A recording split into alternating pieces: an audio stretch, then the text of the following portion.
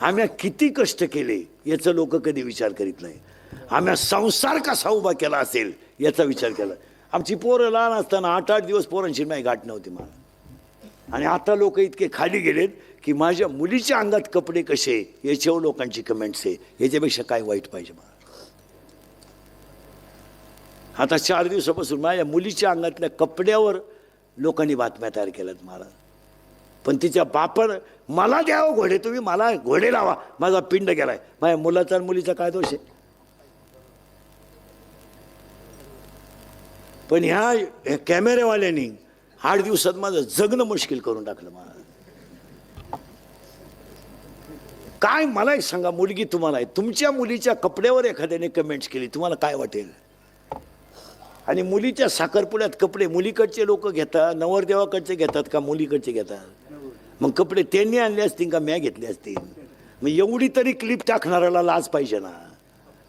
माणूस नालायक असावं पण किती. आणि त्याच्यामुळे मी आता कटाळलो मारा. मी जवळजवळ आता 2-3 दिवसात टाकणार एक क्लिप आणि थांबून घेणार आहे. आता बस झाली. 31 वर्ष लोकांच्या शिव्या खाऊन आयुष्यात सगळं चांगलंच केलं.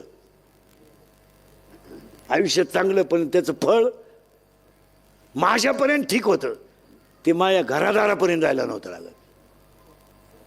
माझ्यापर्यंत ठीक. मी आजही समर्थ आहे ना उत्तर द्यायला. मला अजून 2 वर्ष आयुष्य आहे. मी अजून आहे ना. पण कुटुंबापर्यंत गेल्यावर त्याच्यात मजा नाही. आणि याची अक्कल इंदुरीकरलाच आली पाहिजे. त्याने कीर्तनं बंदच केली पाहिजे. खरं आहे का खोटं आहे. तुम्ही काहीच बोला. हे त्याने बंद केले पाहिजे. त्याला लाज वाटली पाहिजे की आता कमेंट करणारे लोक बोलायला लागले, आता इंदुरीकडने फेटा ठेवून द्यावा. त्याचं त्याने चांगलं सांगावं. आम्ही 2-3 दिवसापासून विचार करतोय. एक 2-3 दिवसात घेणार निर्णय मी. पण ते मजा नाही राहिली त्याच्यात आता.